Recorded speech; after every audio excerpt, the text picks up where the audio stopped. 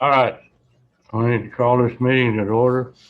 Board of Adjustments and Appeals is Wednesday, February 23rd at 1:30 p.m. First item is consideration, discuss and take action on minutes from the Board of Adjustments and Appeals meeting on Wednesday, December 1st, 2021. Everybody had a chance to read the minutes?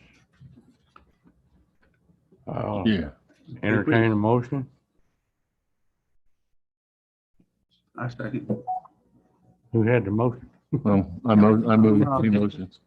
I was looking at him. I thought he made a motion. Well, I just said, you go ahead and do it. No. I've already seconded it. Oh, okay. Well, it's done. I'll do it. All right, Flip. I made the Made motion. Yeah. I move we approve. Roy does second. Any further discussions, corrections? All those in favor say aye. Aye. Aye. Any Uh, opposed? Motion passes. Next one is discussion and take appropriate action on variance request 21-0031. It's requesting to reduce the required design flood elevation by approximately 1 foot. Requested by Clay Chantel, property location 321 10th Street. So our competent floodplain administrator who looks at all the elevation certificates on post-construction after the project is finished, detected a discrepancy in what we were submitted that allowed construction, that the design flood elevation at the onset of construction was different than the one post-construction. The actual elevation was lower than what our +1 requirement was. So I'll let Nicole elaborate. Sure. So this property has two structures. We've got a house built. In the back, we've got a garage with an apartment and ADU. Both of them are built right at about 8-foot elevation. We require the house to be at 9-foot elevation, which is 1 foot above base flood elevation. They failed to do that. That's a little bit, they built it a little bit shy. It's still above FEMA's requirement of 8 foot above the base flood elevation, but it doesn't quite meet our +1 foot over the base flood elevation. So it's a very similar situation to what we saw last month, and then what we saw in December also. I'm sure you guys remember last month we talked about to prevent this situation in the future, we have started requiring form board surveys and elevations prior to the foundation. We implemented that this month. So once all the old houses get their C of Os, no new houses should ever have this situation happen again. So the error shouldn't have occurred. I'm a competent concrete guy and, in a perfect world. The good news is it still was high enough that it won't get us in trouble with FEMA because it does meet FEMA's requirements. We've just adopted the interpretation of the code that requires 1 foot above that base flood elevation freeboard. So like I said, it's, as Nicole said, When was this construction? They have just finished it. They just finished it. it's new construction. November, December of last year and applied for their C of O. Part of getting your C of O is to provide an elevation certificate that shows the final construction. They did that, and that's when the discrepancy appeared. And that certificate said 8 something. 8.5. Okay. And by FEMA's requirement, if FEMA was the one checking it, it looks absolutely correct because it's 1/2 foot above FEMA's requirement. The city of Port Aransas has adopted 1 foot above that. So it's about 1/2 foot And low. instead of being 1 foot, it's half 1/2 foot. 6 inches. Correct. Now their insurance normally in this situation, you'll take a hit on your insurance because you get a break when you're above base flood elevation for your insurance. But insurance companies take that 1/2 foot and round up. So in this situation, he won't even take a flood insurance premium hit. Right. Insurance says it's correct. FEMA says it's correct. City of Port Aransas, it's 6 inches too low. So y'all want to let me have it? We see no life safety issue. Right. It's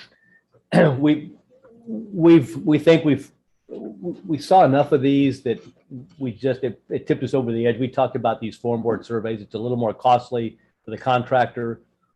but it almost eliminates this problem because they get an accurate figure before they actually pour the concrete. So we know where that concrete's going to settle and where it should be. Other than that, they tell us what they're going to build it at. And then in a lot of instances they do. A lot of contractors were already using the form board survey themselves. So there was only a few that weren't. And in a situation like this, And it's got, it wasn't quite right. the ones that we've seen are not coming from regular Port Aransas contractors, the guys that build lots and lots of houses. The discrepancies that we've seen and that you guys have seen over the last year have been from newer contractors to town. So they know that they're meeting the FEMA requirements. They don't realize that they're not completely meeting our requirements, I think is the situation that's going on. So now that you have that put in place for this month, they're going to be required. We started requiring it January 1st of this year, those form board surveys that we talked about. So everybody, say a contractor Joe gets a building permit application, he gives us an elevation certificate at the beginning that says, I'm going to build this at 10 foot. He gets his building permit, he goes out, he sets his form boards where he wants them. A surveyor comes out, takes the measurements of where that is on the lot so that it meets all of our setbacks and gives us the elevation of what that's going to be when he pours his concrete. He brings that to us prior to getting his, That elevation is shot from the top of the form board. right. So when they pour that foundation, we know at that point, instead of waiting to the end, which has always been the practice in Port Like Aransas. afterward. Yeah. After everything's done, they Yeah. give us an elevation certificate.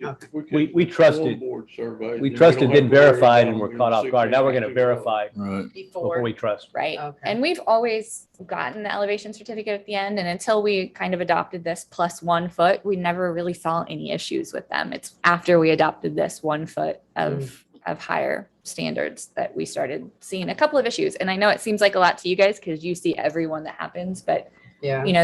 we issued 274 building permits last year and you've seen 3 that were Yeah. incorrect. That's a really small percentage. Yeah.